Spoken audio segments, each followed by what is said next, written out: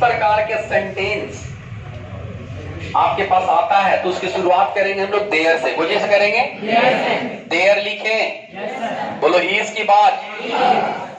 अगर है तो इज। अगर यहाँ पे था आता तो क्या करते? नहीं समझ में आया बात? एक चीज याद रखना,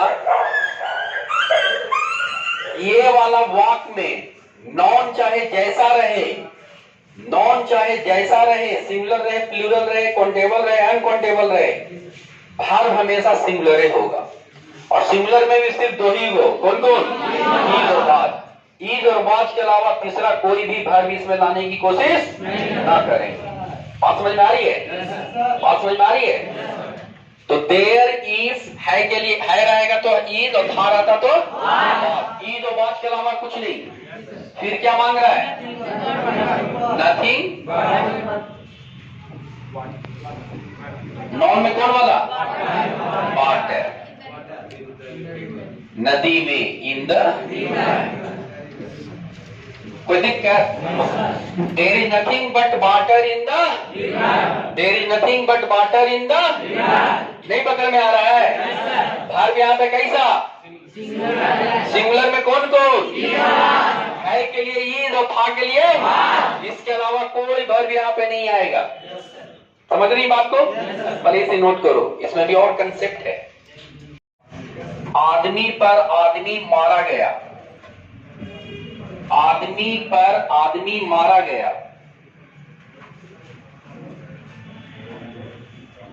आदमी पर आदमी मारा गया। लिखिए, इसका इंग्लिश क्या होगा? फिर लिखो, शहर के शहर बर्बाद हो गए। शहर के शहर बर्बाद हो गए।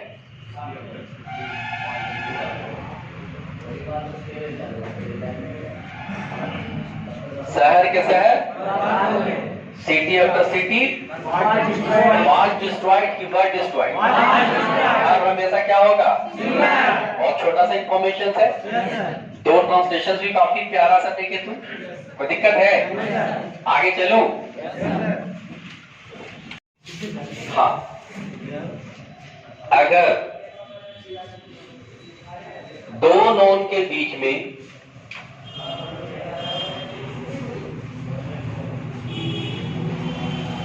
आफ्टर रहे, आफ्टर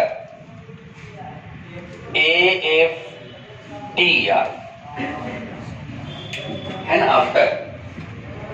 अगर दो नॉन के बीच में आफ्टर रहे तो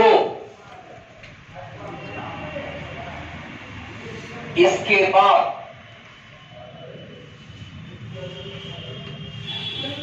वर्ब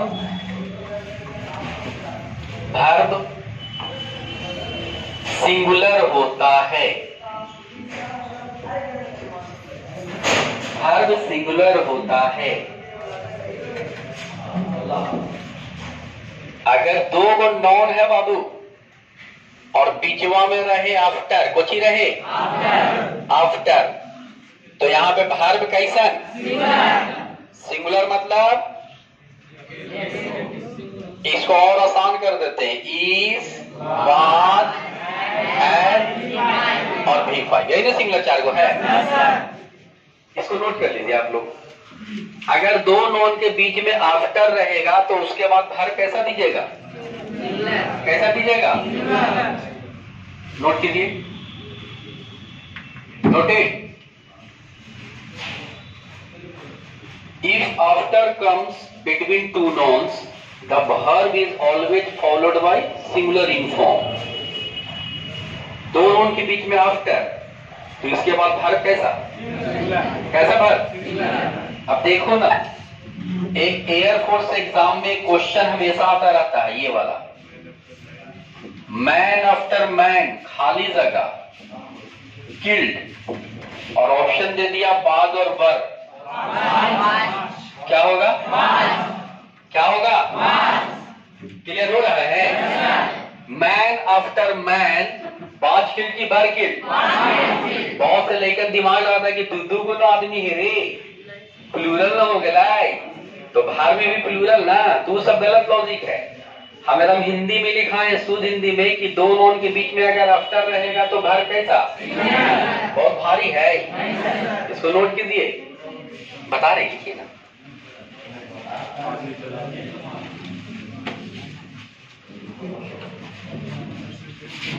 फेल हो गए, बहुत सारे लड़के फेल हो गए। ये दोनों का सेम हिंदी आ रहा है, सेम हो रहा है। बहुत सारे लड़के फेल हो गए, दोनों का सेम आ रहा है ना। हिंदी में कोई डिफरेंसेस नहीं नजर आते, लेकिन अंग्रेजी में आपको डिफरेंसेस नजर आ जाते हैं। क्लियर है? कोई तकलीफ है? भार्ग के को होता है कौन कौन? ये वाला याद रखना होगा। जब तक सिंगुलर और प्लूरल वर्ब को नहीं पहचाना हुआ तकलीफ हो सकती है। सिंगुलर में कौन कौन? तुम्हारा बोल रही है, तुम बताओ सिंगुलर कौन कौन होता है? ईद और हैड और बाज और एक और बता दो तुम, तब जानेंगे कि तो अपनी सास की ओरिजिनल पुत्र है। ठीक है, बताओ ओरिजिनल पुत्र मतलब देने की ना चलिए सच हुआ मत देलियो तू घुसा है, सास को मानती है, सही से बोलो। टाइम नहीं, ईज बाज हैड और भी फाइव आज का पांचवा रूप सिंगुलर होता है। अच्छा आपको सास मानती है? डिफरेंस पूछा गया, क्या पूछा गया? बात समझ में? तो ऊपर वाले में एक ही कॉलेज के बड़ी मनी लड़का और नीचे वाला में मतलब बड़ी मनी लड़का लेकिन अलग अलग कॉलेज का। वेरी गुड, सुन जा रहा है ना? तो आ number of other number of confusion है। छोटा भाई बहन को पढ़ा दोगे, जूनियर्स को, अपने विद्यार्थियों को पढ़ो इस कदर की कल हो कि हम किसी को पढ़ा सके। कोई शक, कोई डाउट? काउंटर क्वेश्चन आप कर सकते हैं, आपके क्वेश्चंस का स्वागत है हमारे पास। मैं अगर यहाँ पे शिक्षक हूं तो आपका हक अधिकार बनता है कि अगर कंफ्यूजन हो तो आप हमसे क्वेश्चन कर सकते हैं, लेकिन मैं वादा करता हूं और प्रयास करूंगा कि मैं आपको कंफ्यूजन होने ही नहीं दूं। क्लियर है ना? कंसंट्रेट करके पढ़ेंगे तो समझ में आ रहा है ना?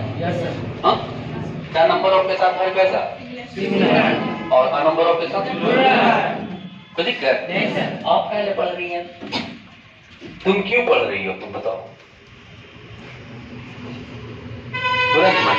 Difference between these two sentences. This is very important to know. Is that clear? ये जानना महत्वपूर्ण हो गया। कोई बच्चा पूछ सकता है आपसे, छोटा भाई बहन पूछ सकता है कि भैया इसमें और इसमें क्या अंतर है? मीनिंग में भाग में तो तकलीफ नहीं है, मुझे पता है। तो देखो जहां पे सिंगुलर नॉन और सिंगुलर वर्ब है वहां पे संख्या एक है। कितनी संख्या है? एक है। और प्लूरल में संख्या एक से अधिक है। गौर कीजिए ना, ऊपर में एक वो आमे है और उसका आधा हिस्सा सड़ा हुआ है। नहीं पकड़ में आया? पकड़ में आया? और नीचे वाले में एक से अधिक आम है और उसका 6 को मान लो कि आम है तो उसका आधा हिस्सा आगे सड़े हुए। नहीं पकड़ में आया? मीनिंग क्लियर हुआ? बैक साइड सिंगुलर वाले में संख्या कितनी है और उसका आधा हिस्सा सड़ा हुआ है, और नीचे वाले में संख्या कितनी है? ढेर मनी है, उसका आधा संख्या सड़ा हुआ है। नहीं समझ में बात? अंतर है ना दोनों में? कोई तकलीफ है क्या? तब तो मीनिंग भी क्लियर कर दोगे।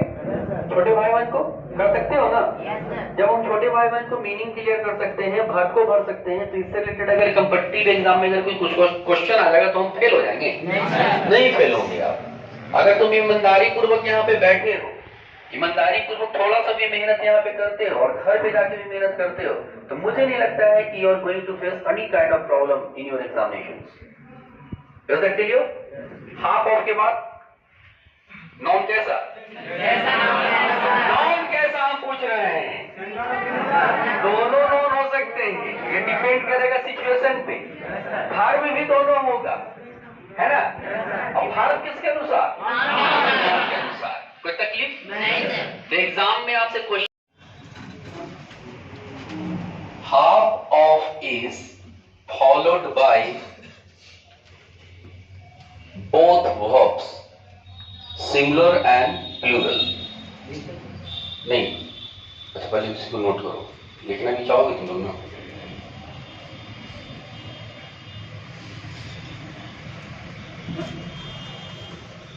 प्रयोग किया जाता है, इसे नोट कीजिए।